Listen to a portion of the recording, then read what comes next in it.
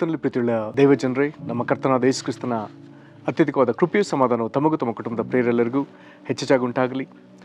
ಹೃದಯಂಗಮ ಮಾತು ಎನ್ನುವ ಈ ಮುಂಜಾನೆಯ ವಾಕ್ಯದಾನದ ಸರಣಿಯಲ್ಲಿ ಈ ನೂತನ ವರ್ಷದಲ್ಲಿ ಈ ತಿಂಗಳು ನಾವು ಧ್ಯಾನಿಸುವಂಥ ಶೀರ್ಷಿಕೆ ಬಾಯ ಮಾತು. ಇದನ್ನು ನಾವು ಧ್ಯಾನಿಸುವಂಥ ದೇವರ ವಾಕ್ಯದ ಭಾಗ ಮತ್ತಾಯನು ಬರೆದ ಸುವಾರ್ತೆ 13ನೇ ಅಧ್ಯಾಯ 52ನೇ ವಚನ.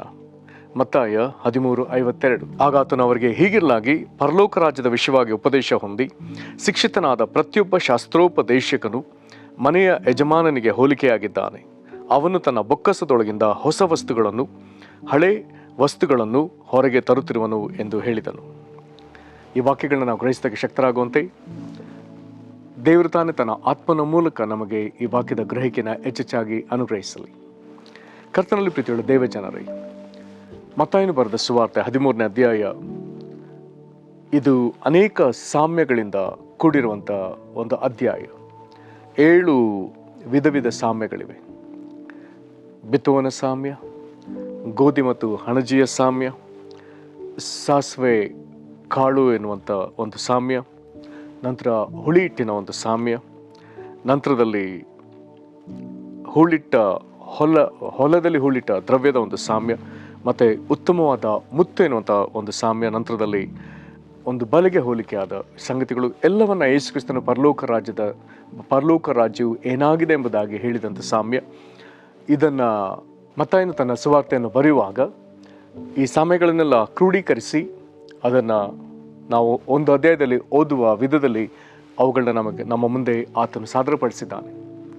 ಯೇಸು ಕ್ರಿಸ್ತನು ಈ ಸಾಮ್ಯಗಳನ್ನೆಲ್ಲ ಮಾತನಾಡಿದ ನಂತರ ಆತನು ಕೊನೆಯಲ್ಲಿ ಶಿಷ್ಯರಿಗೆ ಆತನು ಪ್ರಶ್ನಿಸ್ತಾನೆ. ಈ 13ನೇ ಅಧ್ಯಾಯ ಮತ್ತಾಯ 13:51 ಬರುವಾಗ ಯೇಸು ಕ್ರಿಸ್ತನಿಗೆ ಶಿಷ್ಯರಿಗೆ ಪ್ರಶ್ನೆ ಕೇಳ್ತಾನೆ. ಎಲ್ಲ ಮಾತುಗಳ ಅರ್ಥವು ನಿಮಗೆ ತಿಳಿಯಿತೋ ಎಂಬಂಥ ಪ್ರಶ್ನೆ ಕೇಳ್ತಾನೆ. ಹಾಗಾಗಿ ಶಿಷ್ಯರಿಗೆ ಪ್ರತ್ಯುತ್ತರವಾಗಿ ತಿಳಿಯಿತು ಅಂದರು. ಹಾಗಾದರೆ ಪರಲೋಕ ರಾಜ್ಯದ ರಹಸ್ಯಗಳನ್ನ ಗುಟ್ಟುಗಳನ್ನ ತಿಳ್ಕೊಂಡ ಈ ಶಿಷ್ಯರಿಗೆ ಇವರು ತಿಳಿಯಿತು ಎಂಬುದಾಗಿ ಹೇಳುವಾಗ ಈಗ ಅವರಿಗೆ ಯೇಸು ಕ್ರಿಸ್ತನು ತಿರುಗಿ ಮಾತನಾಡ್ತಾನೆ, ಅಂದರೆ ಮರು ಮಾತನಾಡ್ತಾನೆ, ಇನ್ನೂ ಕೆಲವು ವಿಚಾರಗಳನ್ನ ತಿಳಿಸ್ತಾನೆ. ಅಂದರೆ ಈಗ ಆತನು ಮಾತನಾಡಿದ್ದು ಈ ಪರಲೋಕ ರಾಜ್ಯದ ರಹಸ್ಯಗಳನ್ನ ಹೊಂದಿಕೊಂಡ ಈ ಶಿಷ್ಯರ, ದೇವಜನರ ಅಥವಾ ಶಿಷ್ಯರ ಸಾಮರ್ಥ್ಯವೇನು ಅದನ್ನು ಹೇಳುವಾಗ ಆತನು ಈ ಎಲ್ಲ ಮಾತುಗಳಿಂದ ಹೇಳ್ತಾನೆ. ಕಾರಣ ತಕ್ಕ ಸಮಯದಲ್ಲಿ ದೇವಜನರು ಅಂದರೆ ಯೇಸುವಿನ ಶಿಷ್ಯರು ಯಾವ ತಕ್ಕ ಮಾತುಗಳನ್ನು ಮಾತನಾಡಬೇಕು, ತಮ್ಮೊಳಗೆ ಕರ್ತನು ತುಂಬಿರುವಂಥ ಪರಲೋಕ ರಾಜ್ಯದ ವಿಷಯಗಳು, ರಹಸ್ಯಗಳಲ್ಲಿ ಯಾವುದನ್ನು ಹೊರಗೆ ಎಂಬುವಂಥ ಸಂಗತಿಯನ್ನು ಆತನು ಈಗ ಅವುಗಳನ್ನ ಹೊರಗೆ ತೆಗೆಯಬೇಕೆಂಬುದನ್ನು ಆತನಲ್ಲಿ ಸೂಚಿಸ್ತಾನೆ. ಅವರು ಹೊರಗೆ ತೆಗೆಯುವವರೆಂಬುದಾಗಿ ಹೇಳ್ತಾನೆ. ಇಲ್ಲಿ ಮೊಟ್ಟ ಮೊದಲು ನೋಡೋಣ 52ನೇ ವಚನದಲ್ಲಿ ಪರಲೋಕ ರಾಜ್ಯದ ರಹಸ್ಯಗಳನ್ನ ಪಡಕೊಂಡ ಇವರು ಯಾರು? ಇಲ್ಲಿ ಯೇಸು ಕ್ರಿಸ್ತನ ಮಾತುಗಳಲ್ಲಿ ಗಮನಿಸಿದ ಅದರಲ್ಲಿ ಬರೆದರೆ ಪರಲೋಕ ರಾಜ್ಯದ ವಿಷಯವಾಗಿ ಉಪದೇಶ ಹೊಂದಿ ಶಿಕ್ಷಿತನಾದ ಪ್ರತಿಯೊಬ್ಬ ಶಾಸ್ತ್ರೋಪದೇಶಕನು, ಇದು ಮೊದಲು. ಎರಡನೇದು, ಶಾಸ್ತ್ರೋಪದೇಶಕನು ಮನೆ ಯಜಮಾನಿಗೆ ಹೋಲಿಕೆ ಆಗಿದ್ದಾನೆ. ಮತ್ತೊಮ್ಮೆ ಹೇಳ್ತಾನೆ, ಪರಲೋಕ ರಾಜ್ಯದ ವಿಷಯಗಳನ್ನ ತಿಳ್ಕೊಂಡವನ ಕುರಿತು ಯೇಸು ಕ್ರಿಸ್ತನ ಹೇಳುವಂಥದ್ದು. ಮೊಟ್ಟ ಮೊದಲನೇದಾಗಿ ಪರಲೋಕ ರಾಜ್ಯದ ವಿಷಯವಾಗಿ ಉಪದೇಶ ಹೊಂದಿ ಶಿಕ್ಷಿತನಾದವನು, ಎರಡನೇದಾಗಿ ಶಾಸ್ತ್ರೋಪದೇಶಕನು, ಮೂರನೇದಾಗಿ ಮನೆ ಯಜಮಾನನು. ಈ ಮೂವರು ಒಂದೇ. ಉಪದೇಶ ಹೊಂದಿ ಶಿಕ್ಷಿತನಾದವನೇ ಇವನೀಗ ಶಾಸ್ತ್ರೋಪದೇಶ ಮಾಡಲು ಅರ್ಹತೆ ಪಡ್ಕೊಂಡವನು. ಈ ಶಾಸ್ತ್ರೋಪದೇಶ ಮಾಡುವುದಕ್ಕೆ ಅರ್ಹತೆ ಪಡ್ಕೊಂಡವನೇ ದೇವರು ಕೊಡುವ ಪರಲೋಕದ ಜವಾಬ್ದಾರಿಯನ್ನು ಭೂಲೋಕದಲ್ಲಿ ನೆರವೇರಿಸುವ ತಕ್ಕ ಮನೆ ಯಜಮಾನನು. ಮನೆ ಯಜಮಾನ ಎಂಬುದಾಗಿ ಹೇಳುವಾಗ ಒಬ್ಬ ದೊಡ್ಡ ಶ್ರೀಮಂತ ತನ್ನ ಆಸ್ತಿಪಾಸ್ತಿಗಳೆಲ್ಲವುಗಳ ಮೇಲೆ ಒಬ್ಬ ಮೇಲಾಧಿಕಾರಿಯನ್ನ ಆತನು ನೇಮಿಸಿಕೊಳ್ತಾನೆ. ಆ ಶ್ರೀಮಂತನ ಮನೆಗೆ ಸಂಬಂಧಪಟ್ಟ ಎಲ್ಲವುಗಳ ಪ್ರಮುಖ ದಾಖಲೆಗಳು, ಅವುಗಳ ಕೀಲಿಕೈಗಳು, ಖಜಾನೆ ಎಲ್ಲವೂ ಅವನ ಕೈಗೆ ಬರ್ತವೆ. ಅವನು ಈಗ ಇವುಗಳನ್ನ ನಿಭಾಯಿಸ್ತಾನೆ. ಹಾಗಾದರೆ ಪರಲೋಕ ರಾಜ್ಯದ ಜವಾಬ್ದಾರಿಗಳನ್ನ ಭೂಮಿ ಮೇಲೆ ನಿಭಾಯಿಸುವಂಥ ಒಬ್ಬ ಯಜಮಾನನನ್ನಾಗಿ ಅಥವಾ ಮನೆಯ ಯಜಮಾನನಾಗಿ ಯೇಸು ಕ್ರಿಸ್ತನು ನಮ್ಮ ಒಬ್ಬೊಬ್ಬರನ್ನ ಆತನು ನೋಡ್ತಾನೆ. ಉಪದೇಶ ಹೊಂದಿದ ಪ್ರತಿಯೊಬ್ಬವರನ್ನ ಇವನ ಶಾಸ್ತ್ರೋಪದೇಶಕರು ಎಂಬುದಾಗಿ ಕರೆದು ಅವನ ಮನೆ ಯಜಮಾನನೆಂಬುದಾಗಿ ಆತನು ನೇಮಿಸ್ತಾನೆ. ಇವರ ಜವಾಬ್ದಾರಿ ಏನು? ಅವರ ಜವಾಬ್ದಾರಿ ಅವನು ತನ್ನ ಬೊಕ್ಕಸದೊಳಗಿದ್ದ ಹೊಸ ವಸ್ತುಗಳನ್ನು ಹಳೆ ವಸ್ತುಗಳನ್ನು ಹೊರಗೆ ತರುತ್ತಿರುವನು. ತಕ್ಕ ತನ್ನವರಿಗೂ ಮತ್ತು ಇತರರಿಗೂ, ಅಂದರೆ ಕರ್ತನನ್ನು ಅರಿತವರಿಗೂ ಅರಿಯದವರಿಗೂ ಯಾವ ಸಂಗತಿಗಳನ್ನು ಮಾತನಾಡಬೇಕು, ಯಾವುದನ್ನು ಹೇಳಬೇಕು, ಯಾವುದನ್ನು ಬೋಧಿಸಬೇಕು, ಯಾವುದನ್ನು ಉಪದೇಶಿಸಬೇಕು, ಎಲ್ಲಿ ಪ್ರಸಂಗಿಸಬೇಕು. ಹಾಗಾದರೆ ಇವುಗಳನ್ನು ಕರ್ತನು ಇಂಥವರಿಂದ ನಿರೀಕ್ಷಿಸ್ತಾನೆ. ಇವರ ತಕ್ಕ ಸಮಯದಲ್ಲಿ ಪರಲೋಕ ರಾಜ್ಯವನ್ನು ಪ್ರತಿನಿಧಿಸಿ, ಪರಲೋಕದ ದೇವರನ್ನು ಪ್ರತಿನಿಧಿಸಿ ತಕ್ಕದನ್ನು ಮಾತನಾಡಬೇಕೆಂಬುದಾಗಿ ಕರ್ತನು ಅಪೇಕ್ಷೆ ಪಡ್ತಾನೆ.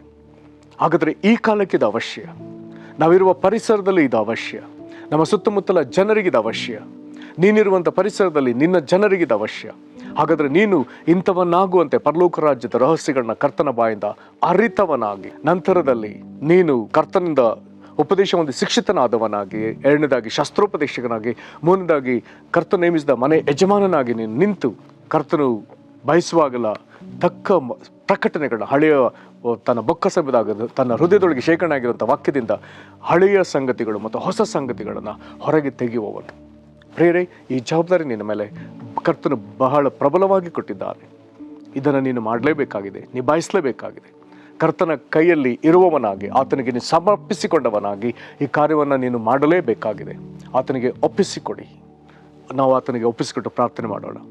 ಮಹಾಕೃಪೆಯ ಪರಲೋಕ ತಂದೆ, ನೀನು ಪರಲೋಕ ರಾಜ್ಯದ ರಹಸ್ಯಗಳನ್ನ, ಗುಟ್ಟುಗಳನ್ನು ನಾನಾ ವಿಧವಾಗಿ ಈ ಸಾಮ್ಯಗಳಲ್ಲಿ ಬೋಧಿಸಿದ್ದಿ. ಅವುಗಳ ಗುಟ್ಟು, ಇವುಗಳ ರಹಸ್ಯ ನಿಮಗೆ, ಅರ್ಥ ನಿಮಗೆ ತಿಳಿಯಿತು ಎಂಬುದಾಗಿ ನೀನು ನಮಗೆ ಕೇಳುವವನಾಗಿದ್ದಿ. ನಾವು ತಿಳಿಯುತ್ತೆ ಎನ್ನುವಾಗ ನೀನು ನಮ್ಮ ಮೇಲಿರುವಂಥ ಜವಾಬ್ದಾರಿಯನ್ನು ಮಾತನಾಡ್ತಿ ಸ್ವಾಮಿ. ಉಪದೇಶ ಹೊಂದಿ ಶಿಕ್ಷಿತರಾದವರು, ಶಾಸ್ತ್ರೋಪದೇಶಕರು ಮತ್ತು ಮನೆ ಯಜಮಾನರು, ಪರಲೋಕ ರಾಜ್ಯದ ಜವಾಬ್ದಾರಿಯನ್ನು ನೆರವೇರಿಸುವವರು, ನಿನ್ನ ವಾಕ್ಯಗಳನ್ನ ಇತರರಿಗೆ ಸಾರುವವರು ಸ್ವಾಮಿ. ಕರ್ತನೆ, ನಮ್ಮ ಹೃದಯದಲ್ಲಿ ಶೇಖರಣೆ ಆಗಿರುವಂಥ ನಿನ್ನ ವಾಕ್ಯಗಳನ್ನು ತಕ್ಕ ಸಮಯದಲ್ಲಿ ಅವುಗಳ ಹಳೆಯ ಪ್ರಕಟಣೆಗಳನ್ನ, ಹೊಸ ಪ್ರಕಟಣೆಗಳನ್ನ ಈ ಲೋಕದ ಎದುರು ಮಾತನಾಡುವವರು ಎಂಬುದಾಗಿ ನೀನು ನಮ್ಮನ್ನು ನಂಬಿದ್ದಿ ಸ್ವಾಮಿ. ಕರ್ತನೆ, ಇಂಥವರು ಯಥೇಚ್ಛವಾಗಿ ನಿನಗೆ ಈ ಲೋಕದಲ್ಲಿ, ವಿಶೇಷವಾಗಿ ನಮ್ಮ ದೇಶದಲ್ಲಿ ನಿನಗಾಗಿ ಎಬ್ಬಿಸಲ್ಪಡಲಿ. ಇಂಥವ್ರು ನಿನಗೆ ಸಿಕ್ಕಲಿ ಸ್ವಾಮಿ. ಇಂಥವ್ರನ್ನ ಉಪಯೋಗಿಸು. ಹಿರಿಯರು ಮೊದಲುಗೊಂಡು ಸಣ್ಣ ಮಕ್ಕಳವರೆಗೂ ನೀನು ಇಂಥವರನ್ನು ನೇಮಿಸಿ ಪ್ರತಿಷ್ಠೆಪಡಿಸಿಕೋ, ಉಪಯೋಗಿಸಿಕೋ, ನಮ್ಮನ್ನು ಉಪಯೋಗಿಸು. ಇದನ್ನು ಕೇಳ್ತಿರುವಂಥ ಇವರನ್ನು, ಇವರ ಕುಟುಂಬದ ಪ್ರಿಯರನ್ನು ಹೀಗೆ ನೀನು ಉಪಯೋಗಿಸು. ಕರ್ತನೆ, ತಗ್ಗಿದವರಾಗಿ, ನಿನಗೆ ಸಂಪೂರ್ಣವಾಗಿ ತಗ್ಗಿಸಿಕೊಂಡವರಾಗಿ, ವಿಧೇಯರಾದವರಾಗಿ, ದೀನತೆಯಿಂದ ಈ ಸೇವೆ ಮಾಡುವುದಕ್ಕೆ ನಮ್ಮನ್ನು ಒಪ್ಪಿಸಿಕೊಡುತ್ತೇವೆ. ನಿನಗೇ ಮಹಿಮೆ ಆಗಲಿ. ಯೇಸು ಕ್ರಿಸ್ತನ ಹೆಸರಿನಲ್ಲಿ ಬೇಡಿದ್ದೇವೆ ನಮ್ಮ ತಂದೆಯೇ, ಆಮೇನ್. ಕರ್ತನು ನಿಮ್ಮನ್ನು ಆಶೀರ್ವದಿಸಲಿ. ವಂದನೆ.